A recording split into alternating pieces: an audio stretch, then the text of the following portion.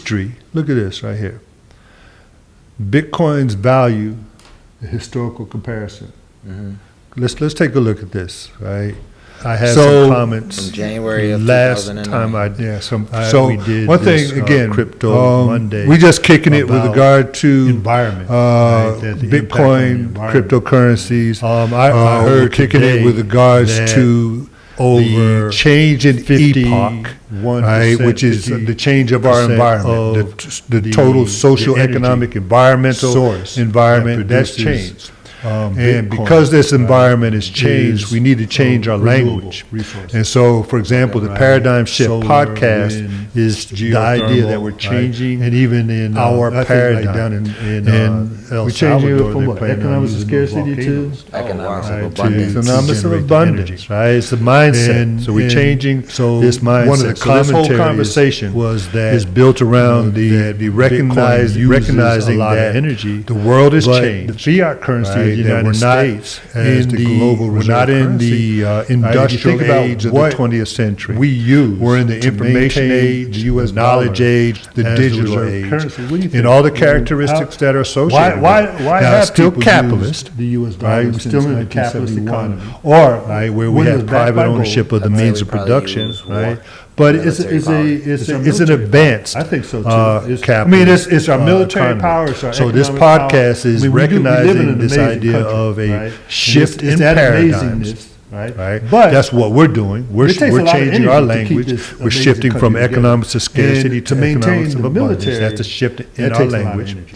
right? Takes a lot of And energy. where So, we are some looking at some of the like, for pushback example, on our Bitcoin podcast when we look and at its wealth. energy uses is that We for look the at US to wealth maintain, as the life dollar wealth and its global right? hegemony.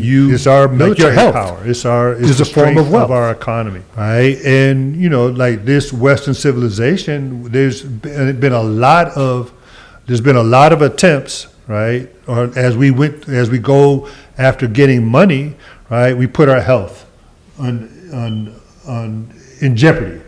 Right? Put in long hours, eat unhealthy food, a lot of stress, right? All around trying to, what do the young folks call, I don't even really use that language anymore, getting that bag. Are they still using that? Yeah, they chasing the bag. Chasing the bag, chasing right? the bag. That's a lot of stress, right? So we understand, and we are discussing, and we're talking economics, talking political economy, using the language of abundance, right? Recognizing that when you chase the bag or what have you, right, you really got to pay attention to your health, right? Your health is a form of wealth. And so, but also, matter, right? Material things are also a form of wealth. So that's the framework of this conversation right here. But Bitcoin came into existence in January of 2009, right? And its value was basically nothing, right? Yeah, it says user smoke too much auctioned off 10,000 Bitcoin for $50, and that would be some fairly simple math just to do the zeros to see how much that $50 will be worth today in Bitcoin, with Bitcoin being valued at $29,000 per coin. Yeah. He's auctioned off 10,000 of them for $50. Yeah. That's insane. Yeah. And what year? That was 2009? 2009, yeah. That's when it first came into existence. Not very long ago. Yeah. But in 2009, it was a totally different product. So the founder, right, was the Satoshi Nakamoto, right? And it's either it's a pseudonym or it's a person in general, right? But he or a group of people built this protocol, right? And they shared it with the world. And you think about 2009, that was like during the financial crisis of 2008. That was when people were talking about Occupy Wall Street. Right, and talking about the 1% was controlling like 40-50% of all the wealth on the planet, right? And the banks were too big to fail. Yeah, 2009, I was a couple years out of high school. I had just had my first child, and I'm sorry, my second child. And had I invested in Bitcoin back then, I guaranteed be a millionaire if I would have kept it. Yeah, kept it. But again, what I was saying, Multi-millionaire. now is that saying that this $30,000 is like the end of the road, right? Oh, absolutely not. I You're mean, still in a good position if you were to invest now and hold.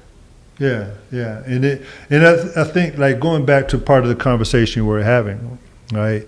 So a lot of working class people, the art of investing, right? We are in the industrial age. If you had a job, or you worked at Bethlehem Steel or General Motors or the Ford plant or any of these plants, I had just got on the fire department fire department in 2009. right? And I mean, I think you guys get a pension, right? We do. Yeah, but that pension for most people is gone the way of the dinosaur. I mean, if you listen to Robert Kiyosaki, the pensions are not guaranteed. Yeah. Well, I mean, like General Motors, they had a pension and they reneged on their pension, right? And it not just being mean spirited, right? It was just that The money wasn't there. The money wasn't there. Money wasn't right? there. But the thing is that so now we're in the 21st century, and the language is that you got to pay attention to pretty much you got to become your own financial advisor, right? But some people just don't want to do that, and we believe that Bitcoin as a tool for savings takes that stress out of it. Is that if you just like dollar cost average into Bitcoin and you plan to hold on to it for many, many years, right? You don't really need to develop the consciousness of being a major investor. You can develop the consciousness of being a saver. Yeah, now many people will say dollar cost averaging is the way to invest, and how you word it, put a tax on yourself and save in Bitcoin instead of dollars, because if you look at the charts, it's obvious that the USD is a depreciating asset, and you look at what Bitcoin has outperformed every other asset class since its existence. Yeah, so over the course of its existence. It has, right? So let's take a look at this. So May 2010. Actually, can you show my screen? So look at this, right? So on my screen, this is the relationship, the Bitcoin value comparisons to the US dollar. So when it first was created, basically nothing, right? A year later, a penny. Okay. Let's see what happened. Oh, we heard about the buying 2 pizzas in Jacksonville, Florida for 10,000 Bitcoin. Right? 10,000 Bitcoin to buy 2 pizzas. Okay. If that 10,000 was held today, it would surpass $600 million as of April 2021.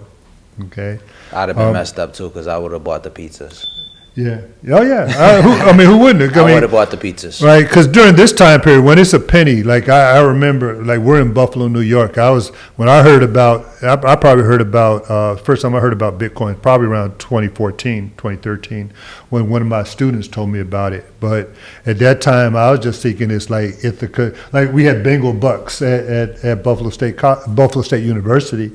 And you could buy food with these Bengal bucks, and Bitcoin was sounding a lot like Bengal bucks to me. So I wasn't really paying attention. But I do want to stress that even though the protocol is exactly the same, the on-ramps, right, those who are adopting it has moved from the fringes of financial worlds to Wall Street itself. We've gone from the fringes, right, where we had the pop culture, right? I would say pop culture, but let's keep looking at the largest hedge funds in the world investing in it now. Yes, definitely. All right. So in 2011, 1 Bitcoin is equal to $1. Okay. So we had parity in 2011. Parity, but it had gone from a penny up to $1. Right. In 1 year. Year and a half, for sure. Then look at this, right? From February 11th to November 13th, right? It went from $1 to $350. And then in November 13th in that year, it went from 350 to 1,200.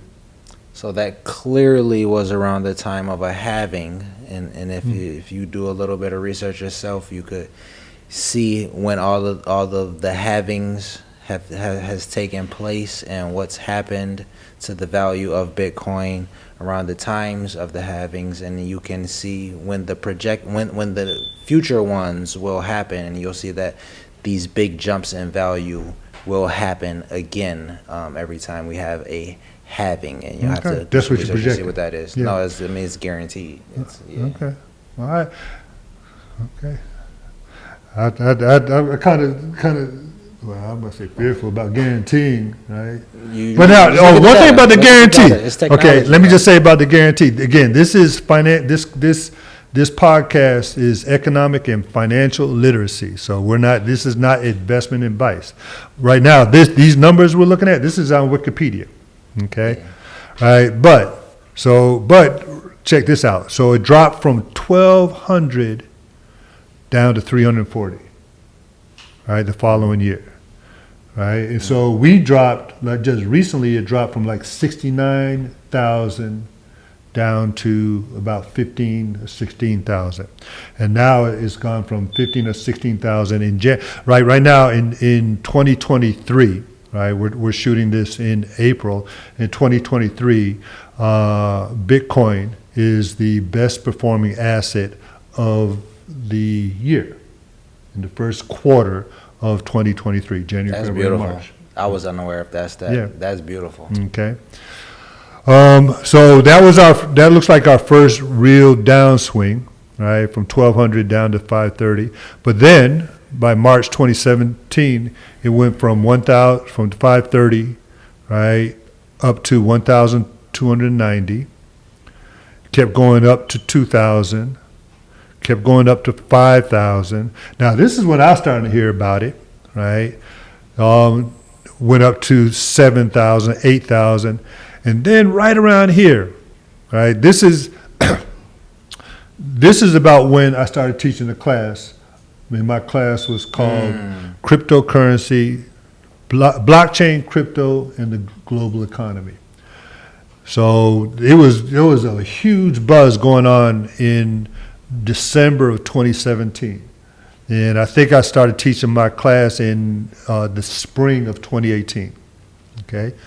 So it went up to close to $20,000, but in that same month, it dropped down from 20,000, 19,783, dropped down to 13,000, close to 14,000.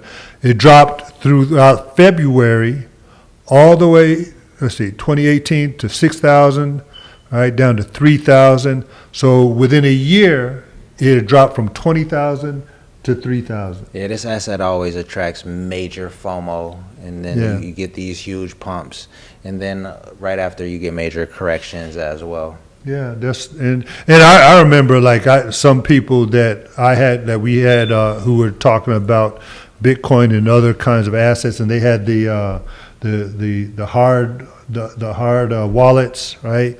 When this happened, they were calling it fool's gold, right?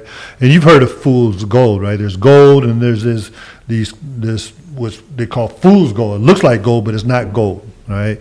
And people were saying that that's what Bitcoin was, a fool's that's gold. That's what fiat is. Yeah, fool's gold. Yeah, no doubt. Right. So from December of 2018, it goes from 3,000 up to 11,000 almost. Then the pandemic. Right. Then we had the pandemic. So it drops from 11,000. The pandemic drops down to 5,000. Okay. And it said price dropped 50% in early 2020, and then lost 25% in a 24-hour time period. Okay, that was early COVID. Right. But then, right, also in 2020, right, if you remember that the asset bubble, right, with all those stimulus checks, right, all that money had to find places to go. Mm-hmm. Right. And again, we as working class people, we were trying to survive, but the stock market went on a tear right after March of 2020, right, and all that the PP was it the PPP loans? you know, those PPP loans, right? The extended unemployment. There was a lot of money that was flooded into the economy. That was being printed out of thin air. Yeah, created for sure, right? And then it went from like that 5,000 in March all the way up to about 20,000 in November. And then in January of 2021, it reached 41,000, right? And then later on in January, let's say it was January, oh wait, there was a crash right there, right? 41,000, then it dropped down by 26% to 33,000. But February, it made a resurgence.